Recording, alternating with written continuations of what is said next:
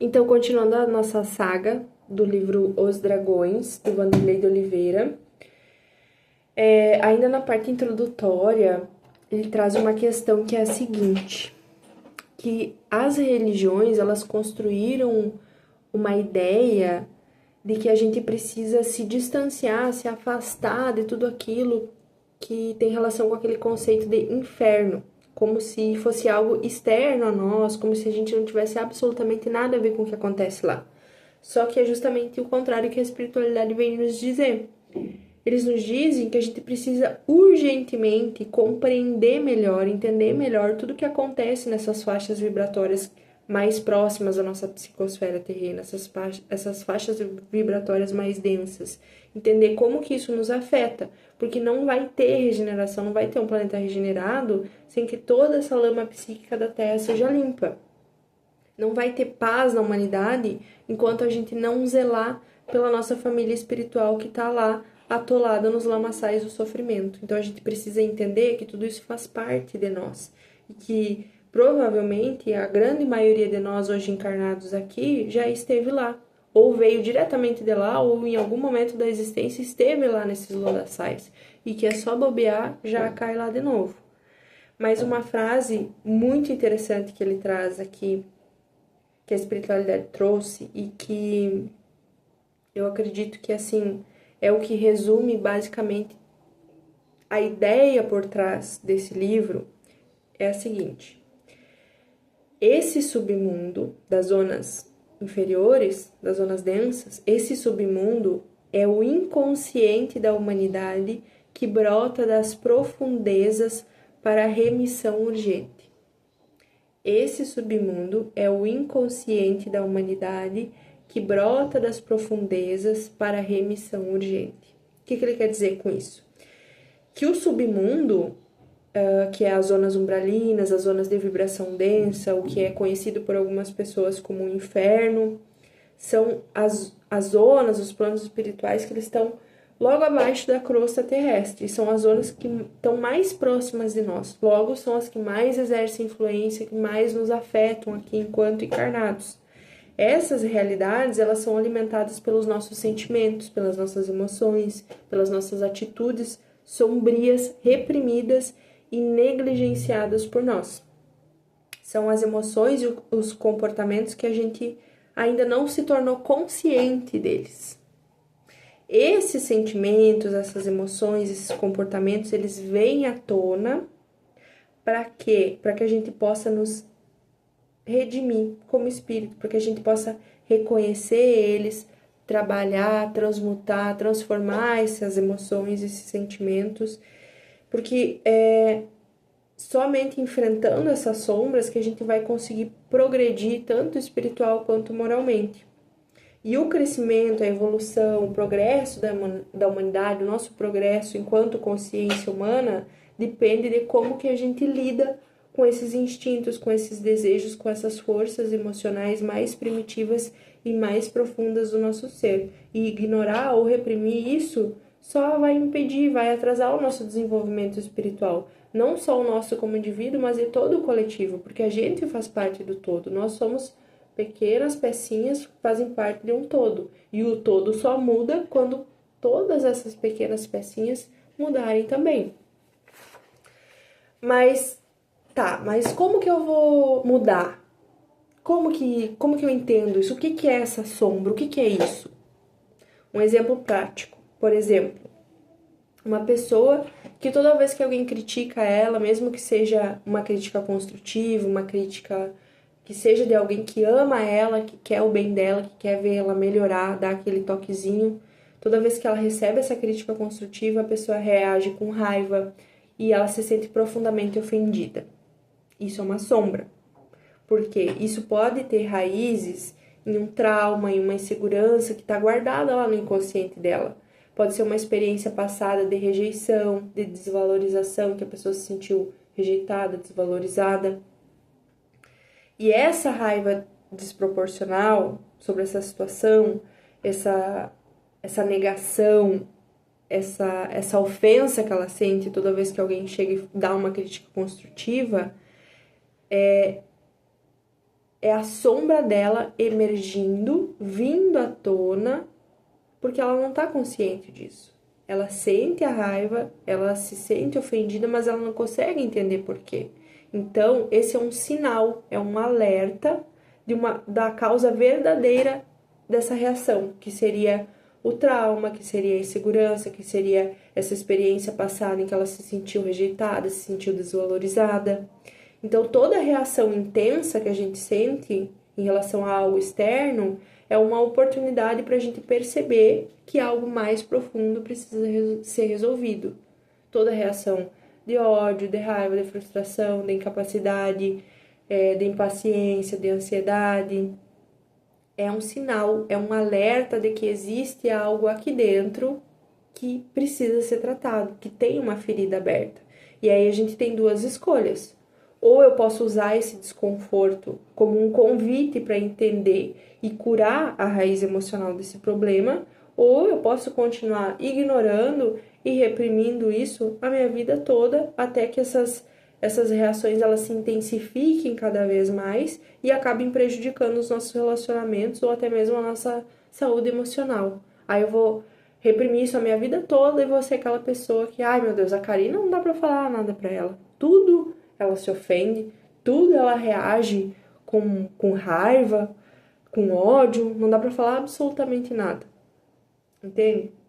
É assim que funciona. Então, buscando autoconhecimento, com terapia, com autorreflexão, tratando tanto o nosso campo mental, quanto emocional, quanto espiritual, é que a gente usa essa sombra que está aqui dentro, esse sentimento negativo, ao nosso favor, como uma oportunidade de aprendizado e de crescimento, tanto moral quanto espiritual. E essas situações desafiadoras, esses comportamentos automáticos, que são grandes chances da gente conseguir iluminar o nosso inconsciente, porque a sombra, ela nada mais é do que a ausência da luz. Então, toda vez que eu sinto algo negativo dentro de mim, eu preciso procurar qual que é a fonte, da onde está vindo isso, qual que é a causa. Essa é a forma que eu tenho de colocar uma lanterna lá e não deixar mais que essa sombra, que essa ferida, que ela me controle, que ela me torne uma pessoa que às vezes, como é que eu vou dizer? Uma pessoa que não está alinhada com o caminho do bem, que não está alinhada com o caminho da luz, que não está alinhada com as principais coisas que Jesus vem nos ensinar, que é o amor, o perdão, a caridade, a benevolência, a paciência. Então, é enfrentando e acolhendo as nossas sombras, em vez de ignorar, de negligenciar, que a gente consegue amadurecer tanto emocional quanto espiritualmente. Tanto como indivíduo, como também o nosso coletivo. Porque não adianta de nada a gente reclamar que a nossa sociedade é isso, que a nossa sociedade é aquilo, que as pessoas da minha família é isso, que as pessoas da minha família é aquilo, que o meio que eu vivo isso, que os meus amigos eu sei o quê, sendo que eu não olho para dentro de mim e não consigo reconhecer essas sombras que estão aqui dentro e mudar. Porque a palavra convence, mas o exemplo arrasta. Então, se torne um exemplo positivo no teu meio, para que as outras pessoas parem e pensem, nossa, mas o que aconteceu com a fulana? Ela era tão diferente, era tão reativa, tinha ódio, tinha raiva, e do nada ela tá mudando. O que ela tá fazendo? Se torne um exemplo positivo. Aqui, eu dei o exemplo, por exemplo, da pessoa que critica, né? Mas tem vários outros exemplos que você que está assistindo pode se conectar. Como, por exemplo, o medo de falar em público. Isso pode vir de uma situação que você foi ridicularizado na infância e te causou esse medo, esse pânico de falar em público. Enfrentando isso, você vai desenvolver autoconfiança, vai superar a insegurança. Então, toda vez que eu enfrento uma sombra, eu desenvolvo uma virtude no lugar. A procrastinação constante, aquela pessoa que quer deixar tudo para depois, aí depois acaba se sentindo culpada. Isso pode vir de um medo de fracasso, um perfeccionismo inconsciente, pode estar relacionado com isso. Curando isso, olhando para isso, eu consigo ser mais produtiva, eu consigo me sentir melhor, ter uma sensação de bem-estar melhor, de dever cumprido. Outra coisa, ciúme excessivo sem motivo concreto, uma sombra também é um sinal, um alerta de alguma insegurança, pode ser um trauma de abandono. Curando, tratando essa sombra, eu consigo melhorar a minha autoestima, construir relacionamentos mais saudáveis. Se você sente raiva quando é ignorado, quando você não se sente o centro das atenções, quando você não recebe atenção, quando você está num lugar, isso pode vir de um desejo inconsciente de se sentir valorizado. Olhando para essa sombra, acolhendo ela, tratando ela, você consegue buscar essa validação de uma forma saudável e lidar melhor com isso. Se você sente dificuldade em dizer não, eu sou uma pessoa que tenho dificuldade em dizer não. Se você assume muitas responsabilidades, você aceita fazer favores que você não quer, mas que você acaba fazendo só porque você não consegue dizer não. Isso pode vir do medo de decepcionar o outro, do medo de ser rejeitado, de uma necessidade constante de aprovação. Trabalhando isso, reconhecendo isso, você consegue se permitir estabelecer limites saudáveis com as pessoas que você se relaciona. Se você fica fugindo de confrontos, de conversas difíceis, prefere se calar ou se afastar, isso pode vir, não estou dizendo que é regra, mas que pode estar relacionado com traumas de infância, em que você presenciava brigas intensas dentro da sua casa, com as pessoas na tua volta. Tratando isso, olhando, acolhendo essa sombra, você consegue ter relações mais saudáveis. Se você tem compulsão por comida, por compras, essa é uma forma do teu inconsciente de preencher um vazio. Identificar essa causa vai te trazer um equilíbrio emocional. Se você sente medo de ser vulnerável, medo de falar sobre as tuas emoções, tu fica escondendo as tuas emoções, tu evita falar em público, expor as tuas fraquezas, tanto por medo de parecer uma pessoa fraca ou até mesmo de ser rejeitada, a raiz disso pode estar relacionada com alguma exposição traumática que você sofreu em algum momento da tua vida. Curando isso, olhando para essa sombra, reconhecendo ela, se tornando consciente dela, você vai conseguir ter relações mais profundas e aumentar a tua autoestima. O que eu quero dizer com tudo isso? Que tudo que a gente sente, muitas vezes em relação ao outro, é um alerta de uma ferida que a gente tem aqui dentro. De uma sombra que tem aqui dentro. E são essas sombras, essas pequenas sombras, que quando a gente desencarna, ou até mesmo aqui encarnado, quando a gente desencarna, vão construir uma realidade à nossa volta e vão nos puxar como um imã lá para baixo, para zonas inferiores, para zonas umbralinas, porque fora da carne, esses sentimentos, essas emoções, eles ficam muito mais intensos, é tudo muito mais intensificado, entende?